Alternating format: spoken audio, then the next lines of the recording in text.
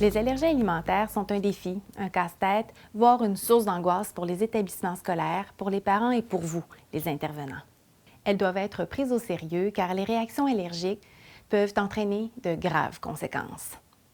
La meilleure façon de faire face aux allergies alimentaires est le trio sensibilisation, intervention, prévention.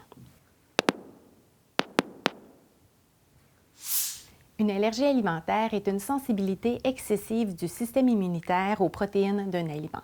Le corps perçoit ces protéines appelées allergènes comme des ennemis, ce qui déclenche les réactions allergiques.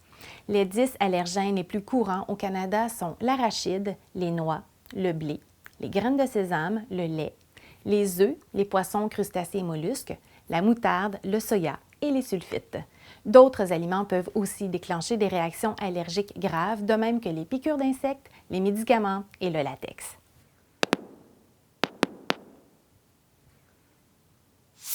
Les réactions allergiques se déclenchent souvent rapidement après un contact avec l'allergène, de quelques secondes à 2 heures après, et peuvent parfois réapparaître de façon spontanée après quelques heures. Les symptômes varient d'une personne à l'autre selon l'exposition à l'allergène et le type d'allergie. Voici les principaux symptômes à surveiller.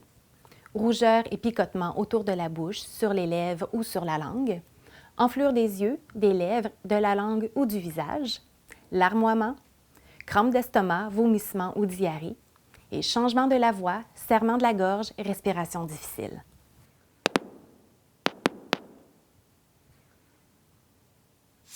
La réaction anaphylactique est une réaction allergique grave, exagérée et rapide. Elle peut mener à une chute de la pression artérielle et à une difficulté extrême à respirer, soit le choc anaphylactique. Elle oblige à agir rapidement, c'est-à-dire contacter le 911 et suivre le plan d'urgence d'intervention pour anaphylaxie individualisé pour chaque établissement scolaire. L'auto-injecteur d'épinéphrine, connu commercialement sous le nom d'EpiPen, doit être utilisé immédiatement lorsque les symptômes d'une réaction allergique grave sont détectés. Ce médicament peut sauver la vie d'un enfant en lui permettant de mieux respirer et de corriger sa pression artérielle en attendant l'arrivée des secours. Tout enfant qui a reçu une dose d'épinéphrine doit être conduit à l'hôpital. Toutes les écoles devraient disposer d'un protocole d'intervention pour les allergies alimentaires en milieu scolaire. L'infirmière de l'école est votre allié pour vous familiariser avec ce protocole contenant des informations sur l'identification des enfants allergiques. Vous devez pouvoir identifier les enfants à risque et connaître les aliments susceptibles de déclencher une réaction allergique. L'entreposage des médicaments. Vous devez savoir où se trouvent les auto-injecteurs d'épinéphrine. Ils ne devraient pas être sous-clés dans un tiroir ou une armoire afin d'y avoir accès rapidement. Dès l'âge de 6 ou 7 ans, plusieurs enfants portent leur auto-injecteur à leur taille dans un sac prévu à cet effet. Le plan d'urgence. Vous devez reconnaître les symptômes d'une réaction allergique, savoir utiliser un auto-injecteur d'épinéphrine et connaître les mesures d'intervention en cas d'anaphylaxie. Les mesures préventives pour réduire les risques d'exposition aux allergènes. Les mesures d'encadrement lors des sorties scolaires.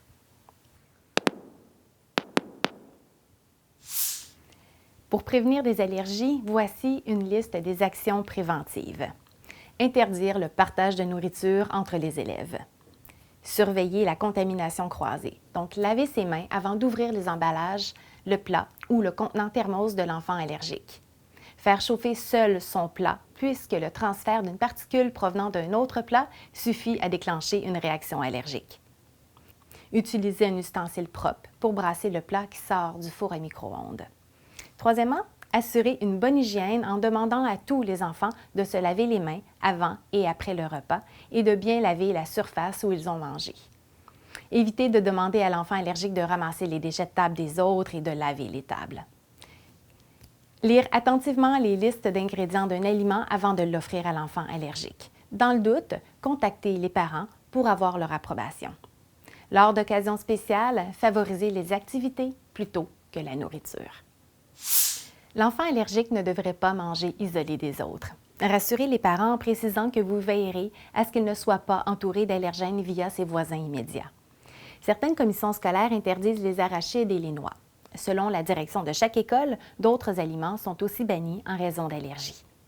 Sachez que la prévention est toujours préférable aux multiples interdictions qui offrent un faux sentiment de sécurité. Afin de prévenir les allergies, il faut sensibiliser petits et grands et appliquer des mesures d'hygiène pour prévenir la contamination.